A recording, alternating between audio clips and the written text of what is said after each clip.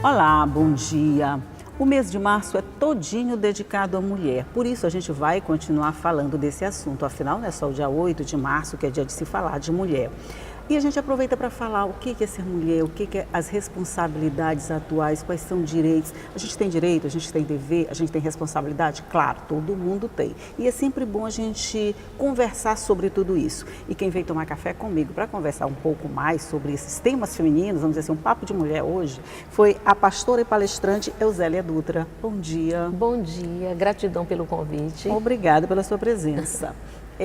A gente está falando que parece que quando chega o dia 8 de março, todo mundo lembra que a gente é mulher, todo mundo dá flor, todo mundo fala, mas nos outros dias parece que a gente fica meio invisível como mulher. Você sente isso também? É verdade, e eu até acredito que o dia 8 também chega a nascer por conta disso, para ver se pelo menos um dia a gente fica em evidência. Pois é, porque a gente fica diluída entre tantos papéis, entre tantas responsabilidades, que a gente esquece que acho que o principal é ser mulher. É verdade. A gente só tem o papel de mãe, de esposa, de filha, porque a gente é mulher, né? Uhum. Hoje, essas funções, você diria que a gente fala tanto na carga de trabalho, demandas, eu não sei o que tem para usar palavras da moda, demanda, estresse, corre-corre. A gente está conseguindo equilibrar essa questão de ser mulher com todas essas responsabilidades que a gente tem, pastora? Olha, com uma certa dificuldade, mas a gente consegue, viu? O Criador nos deu esse poder para administrar tantos papéis, tantas funções e ainda mantermos o equilíbrio. Será? Esse equilíbrio, ele não está comprometido um pouquinho, não? Está sim, bastante comprometido. A gente tem conversado com muitas mulheres e lhes falta um tempo para trazer a plenitude desse equilíbrio, dentre tantas coisas que elas têm que fazer e de serem elas mesmas, olharem para elas mesmas. Às vezes falta até o tempo. Principalmente o tempo, né? Às vezes a gente pensa, meu dia devia ter 48 horas. Mas se o dia tivesse 48 horas, a gente ocupa ele todinho do mesmo jeito. Do mesmo jeito, com o horror de atividades.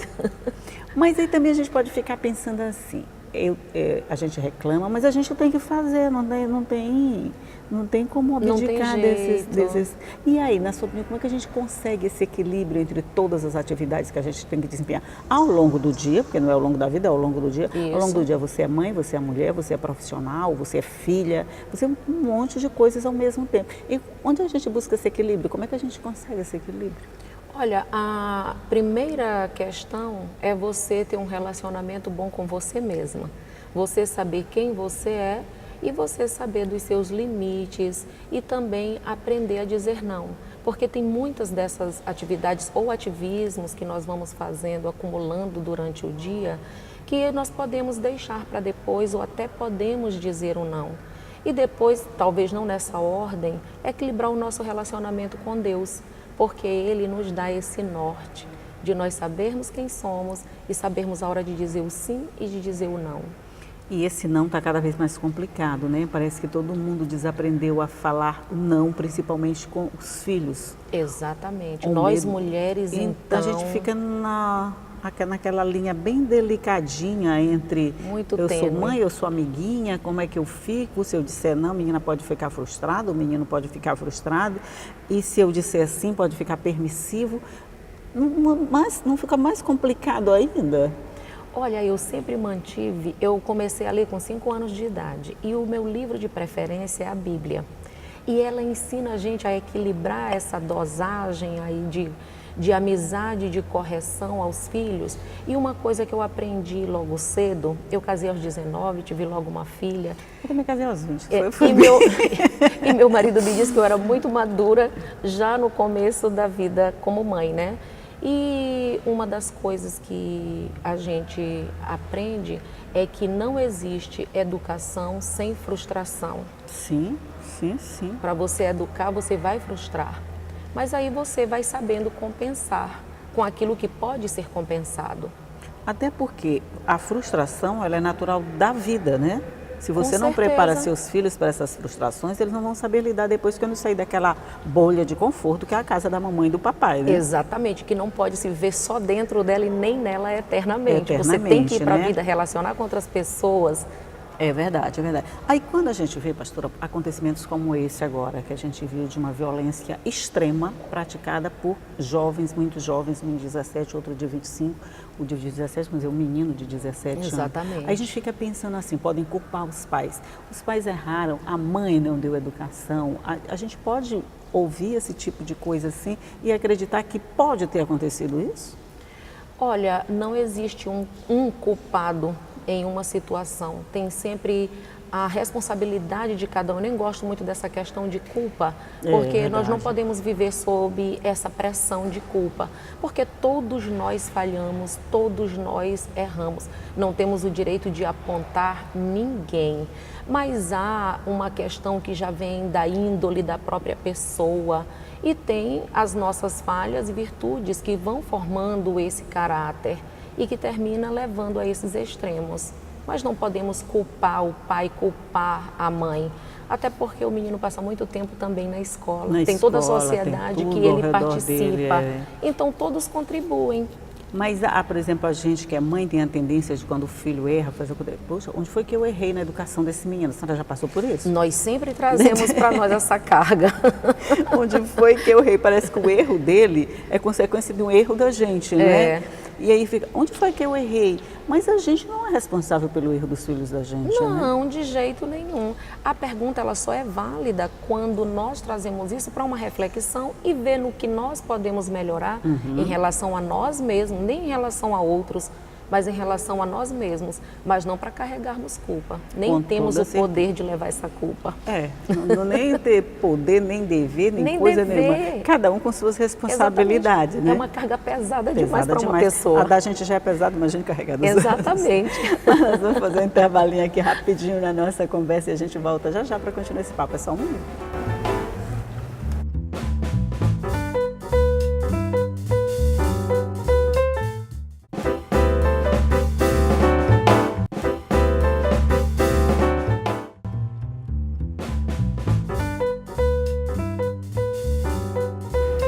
Já estamos de volta para conversar um pouquinho mais aqui sobre o papel e as responsabilidades da mulher. E a gente estava falando principalmente na responsabilidade na educação. Que sempre que a criança erra, o filho da gente erra e diz, tua mãe não te deu educação, e a gente fica pensando, essa criança não tem pai, ele não participou da educação, porque ninguém diz, teu pai não te deu educação, não é isso? Uma das maiores responsabilidades do homem dentro da família, como pai, é trazer toda a provisão necessária para a manutenção, para a edificação desse lar. E aí quem administra é a mulher. São papéis estabelecidos desde o princípio pelo Criador. E então isso nos dá responsabilidade pela educação. E daí vem esse apontamento para nós. Mas que nem deveria, porque os dois participam. Os dois participam. Exatamente. E hoje em dia, como a mulher também vai lá fora buscar o que trazer para dentro de casa, para essa manutenção, então a responsabilidade está bem dividida, ou bem compartilhada, deveria, né? Deveria, porque hoje a gente diz que essa responsabilidade de provisão da casa era do homem, quando a mulher ficava dentro de casa esperando essa provisão chegar para administrar. Mas hoje a mulher também vai lá para fora e vai buscar essa provisão, às vezes até numa quantidade maior do que a do homem. Mas aí a responsabilidade em casa não foi dividida, né? Exatamente. A gente acaba sempre ficando com a maior parte, não tem jeito. Não tem jeito, nós estamos sempre com a maior parte, inclusive os lares no Brasil, dados, né, que a gente estuda, 75% dos lares hoje são mantidos pela mulher. Pela mulher, né? Exatamente. São as mulheres que cuidam dos filhos se os pais vão embora. Não, é muito raro, até a gente acha lindo quando um pai assume os filhos, a mãe foi embora, ela não presta, não sei o que tem. Ai, que pai legal, ficou tomando conta dos filhos, como se não fosse responsabilidade do pai tomar conta dos filhos. Mas aí, né? Porque a exceção nos causa essa estranheza. Exatamente. Essa estranheza, né? Por conta disso, pastora, a gente acaba também sofrendo as consequências, né? Sim. Quer dizer, a gente já tem a responsabilidade enorme, pegamos a responsabilidade de buscar provisão, entramos no mercado de trabalho, cuidamos do lar, cuidamos da formação da personalidade, vamos dizer assim, dos filhos. Isso acaba gerando, pedindo o troco. E a gente acaba sofrendo. Eu sempre faço esse barulho, não tem jeito não. Não tem problema não. A gente acaba sofrendo por essas consequências que seriam males físicos, psíquicos, vamos dizer, e emocionais. Isso, nós somos mais tendentes à depressão, os problemas de cardiopatia. Então, o número maior é entre as mulheres e exatamente por causa dessa sobrecarga. Mas a gente não tem o que fazer muito não, né? Porque por mais que se fale em igualdade entre homens e mulheres, e se fala, eu falo muito aqui. Isso. Mas quando a gente chega em casa, o que é que a gente faz? O que a gente faz? Nós chegamos os dois do trabalho. Eles vão, tomam um banho, sentam em frente à televisão, um vai ver o jornal, ou vai fazer outra coisa, e nós vamos fazer o quê? Vamos ver se a roupa foi tirada da máquina, vamos ver como é que fica o almoço de amanhã, vamos ver o que tem para o jantar em família. E se não tiver nada ali, rapidinho a gente faz uma coisa e outra. Eles vão dormir e nós ficamos nós continuamos a nossa ronda doméstica.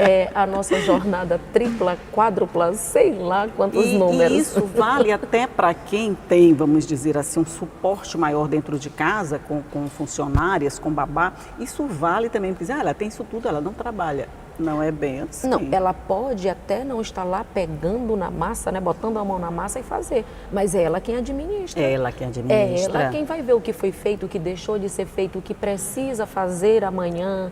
Então, é ela que vai para essa administração. É ela quem vai olhar se o dever, mesmo que a criança tenha ido para um reforço escolar, mas ela vai ver como é que está esse reforço escolar. Isso. A gente vai para a mochila do filho, vai tirar o livro. Exatamente. A gente vai ver como é que está a lancheira do nosso filho. Exatamente. Somos nós quem fazemos isso. E quando eles vão ficando adolescentes, somos nós quem vemos quem é a namoradinha, quem é o namoradinho, com quem está saindo. Isso porque eles não querem mais a gente perto deles para não pagar mico? Exatamente. Tem essa história do mico. Né? A gente faz isso tudo e depois ele, não, mãe, não pode me deixar na porta da escola não, deixa um pouco depois. Não pode me buscar na turma não. É engraçada essa relação, né? É engraçada essa relação. Mas falando com a senhora, a gente não posso deixar de falar na questão de ser pastor e a questão está na igreja. A busca pela igreja que a gente tem visto um pouco mais acentuada se deve exatamente a esses fatores, essa questão do mundo violento que a gente vive, o mundo que a gente quer para os nossos filhos e a necessidade que nós temos de alívio dessa carga toda? Exatamente, e até inconscientemente a gente vai buscando esse acolhimento, esse lugar onde nós podemos ser livres para expressar nossas emoções. E aí vem aquele ditado popular, quem canta seus males espanta. Pois é, cantar na igreja é tudo de bom, não gente. É tudo de bom? Lá, gente, mesmo que a gente não seja a voz mais afinada. Aí não interessa, nem interessa a afinação. Exatamente, nós cantamos bem alto, deixamos a emoção extravasar, choramos e isso lava a alma. Verdade. E a gente volta com esse alívio todo. Pois é, a gente sempre volta aliviada, porque dizem que quem canta e quem dança não dança de cara amarrada, né? Nem de cara feia. Mas, quer dizer, cara feia a gente pode fazer, porque às vezes a cara feia não tem jeito mesmo, não. Mas a cara amarrada não, você está sempre sorrindo quando você canta ou quando você dança. Exatamente. São atividades que te trazem alegria, alívio e prazer. Leveza, exatamente. Agora, uma outra coisa que eu queria abordar rapidinho é com relação a ser pastora. Ainda causa estranheza o fato de uma mulher levar esse título que antes era reservado só para homens? Apesar de estar, digamos, na moda, né? Na moda, tem coisas que entram na moda. Não é verdade?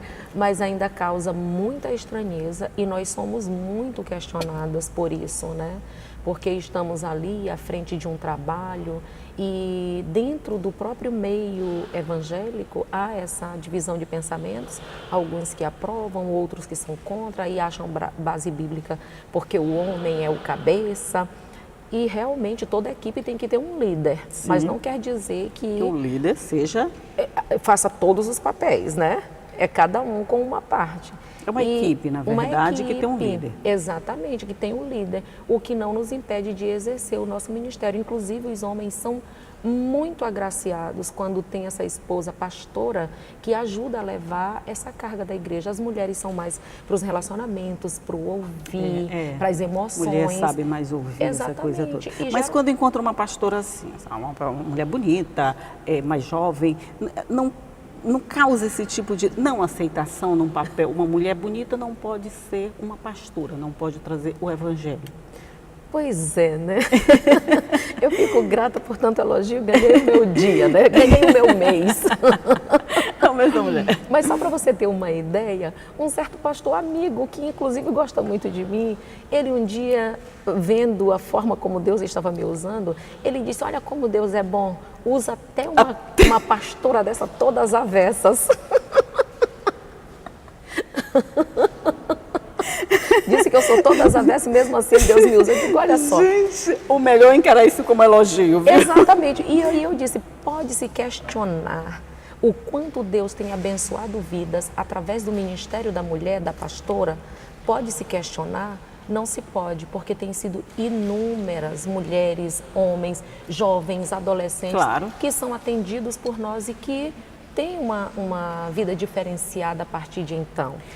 pois é, o que interessa é fazer o trabalho a que se está destinado, não interessa se você é homem, se você é mulher, contanto que você faça com competência o seu trabalho. Exatamente. Ser pastora é diferente? É, mas é a sua missão, vamos dizer agora. Exatamente, E isso desempenhe mesmo. ela da melhor forma possível. Exatamente, dessa forma. Olha, foi um prazer recebê-la aqui, foi um prazer conversar com você. Nunca tinha entrevistado uma pastora. Que bacana ser eu a primeira. Foi a primeira vez. Muito obrigada por sua participação. Bom dia. E eu que agradeço, viu? E você é um amor de pessoa. Amei Muito estar obrigada. contigo. Pronto. Ó, um mês de março está fechado. Fechado. Tá fechado, Zélia. Muito obrigada mesmo. Gratidão. Bom dia para dia. você também. E sabe que tudo que a gente conversa aqui fica à sua disposição no nosso site, que você pode rever todas essas entrevistas a hora que você quiser, e inclusive nas nossas páginas nas redes sociais, porque todo o conteúdo está lá à sua disposição. Mas só para lembrar, como eu te digo, que todos os dias eu estou aqui esperando você às 8h30 da manhã, sempre com notícia, com informação, com entrevista, com tudo para deixar o seu dia muito bom. Tchau.